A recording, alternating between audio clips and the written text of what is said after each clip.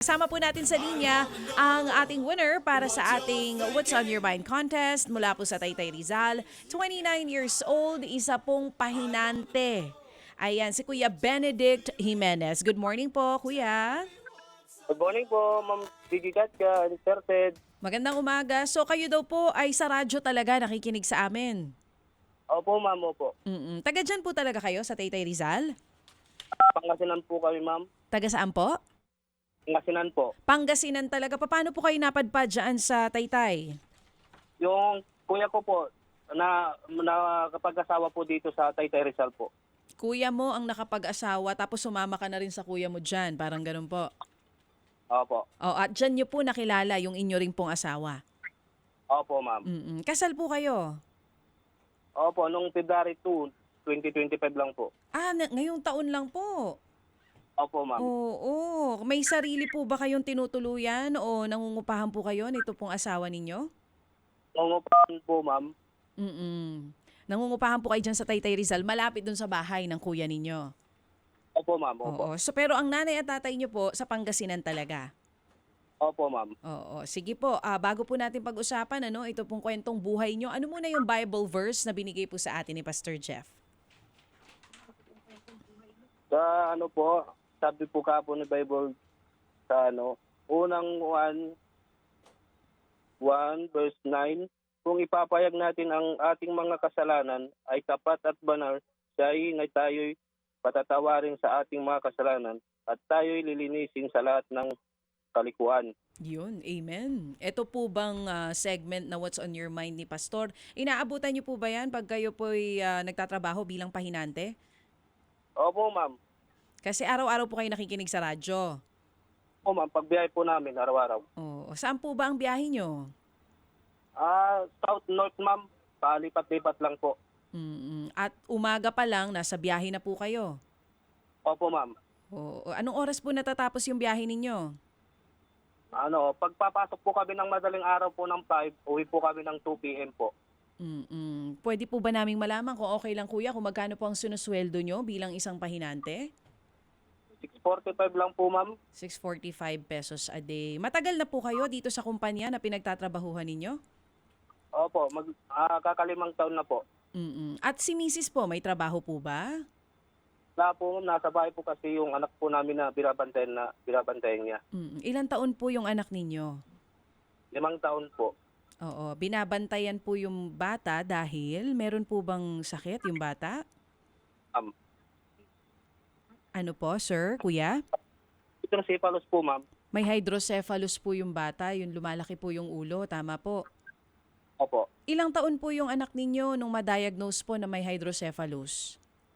Ma'am, pina-check up po lang namin dito nung mga 3 taon. Tapos sabi po ng nag-check up sa kanya, option po na operahan po daw sa ulo. At simula po noon, hindi pa po na-ooperahan. Ma'am, kasi wala pong tapat na budget, Ma'am. Ano ang sitwasyon ngayon ng bata? Gaano kalaki ang kanyang ulo? Paano hindi ba masyadong malakas yung pressure kaya nahihirapan yung bata? Hindi naman po ganong lumalaki po yung ulo, Sir Ted. Ang lang po, yung katawan niya hindi makalakad, tapos yung ulo mabigat lang po. Hindi makatayo. Oo nga. Pag kumakapit, lang. Anong ginagawa nyo? May BP shunt bang ginagawa dyan sa bata? Wala po, Sir Ted eh. Sinusubuhan po namin. So wala pang medical intervention, Benedict? Wala po, Sir Ted. As in, wala pa? Opo. Okay. Wala. Sige. Benedict, Sir Ted, yung mga magulang mo nasaan? nasa Pangasinan po. Nakapag-aral ka ba? High school grad po.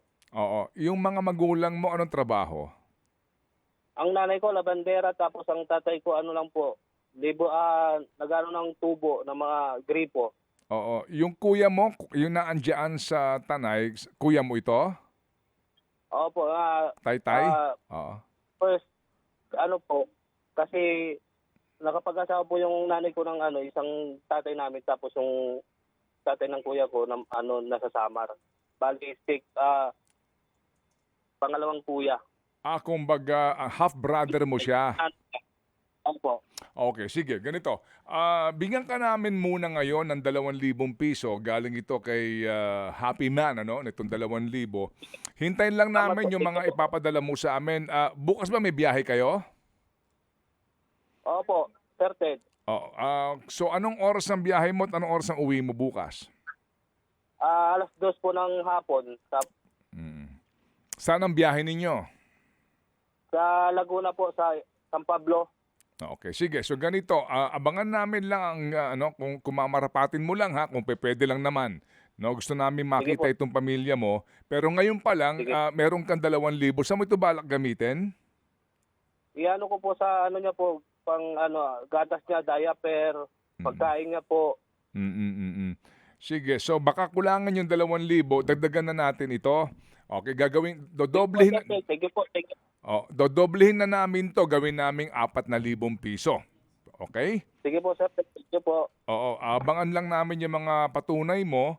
Pagkatapos noon muli kaming tatawag sa iyo. Kung sakasakali, pwede mo kaming ibilin kay misis mo. Kung hindi ka available, ang tatawagan namin si misis. Sige po, Sir Ted. Okay, Sige sige. po. Okay, sige. Para nang mamadali kami, lakad ka. Sir Ted, nagbababa po ako ng namin, delivery, Sir Ted. Nasa sorry. trabaho. Kaya naman pala. Naku, sorry. Akala ko kasi ngayon ay holiday. Wala silang holiday. Oo. Akala ko ngayon nasa bahay ka lang. Ako'y nagbibiro lamang, Benedict, ha? Oo. Sige po, Sir. So ngayon pala may trabaho ka. Opo, Sir Ted. Sige. So hindi na bale. Yung 4,000 4 na araw mahigit mo. 1 linggo mo magtatrabahuan yun. Sige po, Sir Ted. Thank you po.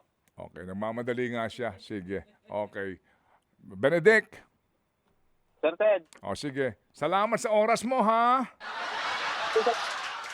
Hindi, joke lang. Sige, mag-iingat ikaw, Benedict, mag-iingat ikaw. Alright, sige po, salamat na marami. Thank you. So yung 2,000 dito manggagaling kay Happy Man at mag-aambagan po si Happy Sisters at si Happy Lucky, tig 1,000 para makumpleto natin ang 4,000 piso. Okay, sige. So, yan ho muna. Kasi yung ganyang uri ng sakit girl dun sa bata, depende nga doon sa sitwasyon. Mayroong iba na nakukuha pa ng operasyon. Yung iba ho, mga kapatid, ay mabigat man sabihin, pero yung iba, hindi hinahayaan na lang, no? At hanggang sa, alam niyo na, ibig kong sabihin, na malungkot yan kung may ganyan po tayong uri ng pasyente. Opo, at minsan, nagbibigay din po ng, alam nyo na, yung maraming katanungan sa ating mga kababayan. So, ngayon si Benedict, kahit na po pista opisyal, ay naghahanap buhay, definitely, para po sa kanyang anak. So, salamat na marami.